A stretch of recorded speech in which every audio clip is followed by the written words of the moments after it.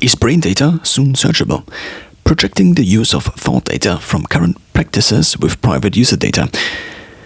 Numerous tech companies have been frequently reported to give governments access to their users' data, either directly with or without a search warrant. Either directly without a search warrant or with one. Private notes, private in the past, let's say your notes in Evernote, Notion, Todoist, Google Keep, etc. are therefore probably searchable by governmental entities in many countries. One step further, eye tracking is already evolving. Many people now have a smartwatch on their wrist, measuring pulse, blood oxygen, HRV, respiratory rate, etc. in real time. Google Fit is probably not existing for no reason. Google serves ads. For those who don't know, Google Fit is Google's health platform, that also tracks heart rate and so on and so forth with their Pixel watches, for example, but you can also use other watches to sync to Google Fit. The more user data, i.e. feedback, the better for ad serving optimization. There are already more metrics in development to be tracked. Patents for blood sugar levels have been reported on for years. ECG or EKG is already available in many watches as one-time measurement, not continuous. Hand-arm movements are probably already approximated by Garmin, for example, that can count reps automatically in resistance training. In addition, brain-computer interfaces, citing Wikipedia, brain-computer interfaces, a brain-computer interface, BCI, sometimes called a brain-machine interface, BMI, or smart brain, is a direct communication pathway between the brain's electrical activity and an external device, most commonly a computer or robotic limb. So, brain-computer interfaces are in early development, trying to approximate activity of the whole brain by measuring parts of it. Two approaches.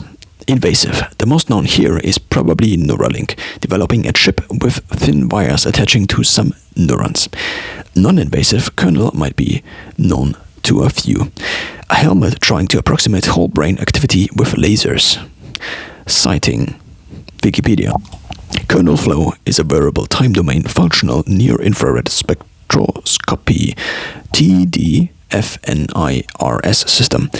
FNIRS uses infrared light to measure changes in the oxygenation of blood, which is a proxy for neural activity. The company Kernel, citing Wikipedia, is a technology company that creates brain-machine interfaces. It is a privately held company headquartered in Los Angeles, California. The company was founded in 2016 by Brian Johnson, who might now be known to many as the guy that tries to rejuvenate himself. In short, as soon as companies are involved with storing some kind of user data, possibly increasing in volume and precision, other stakeholders might want to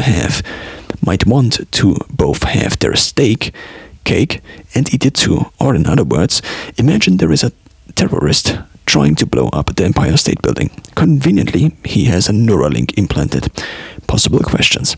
Washington to Neuralink. Can you make him think he doesn't want to do that? Can't you just decrease activity in certain regions? Geographical memory, plan execution. Can you just make him jump into the Hudson? Can you make him blow up only himself? And maybe make it seem as if it was an accident? Public, after not trying such measures. Why didn't you try? Someone has to be held accountable. We need an off switch for bad people. How can we prevent similar things, maybe altogether from doing similar people, maybe altogether from doing bad things? Maybe intervening just before bad people do bad things. Entering thought crimes. What now if Neuralink, Kernel, or any other company detects a suspicious behavior thinking pattern? Or right now, Google registers you suddenly using proxies, VPNs, not shopping for weekly dog food. Enter the world of pre-crime. In this dystopian future, or this movie, eventually Tom Cruise finds out, so I'm referring the movie Minority Report here, finds out that there is an error rate. One might say, duh. Of course, nothing can be predicted with 100% certainty. Even if all the evidence points towards something, the turkey is fed every day. Once Thanksgiving comes around, the turkey might be fed in one day. Often one might be better off not taking a certain medical test due to false positives, as Dr. Rohin Francis explains here. So I linked here his YouTube video on false tests and whether it makes sense to just test everybody for everything. The short answer is no, because of the false positives. In summary, currently people skilled at deception, concealing on different levels, are able to somewhat not display, act, say, write what they actually think. If thinking itself becomes recorded, there is no preparation layer left, apart from simply not thinking something, which in response to a question in front of a court might already have negative consequences.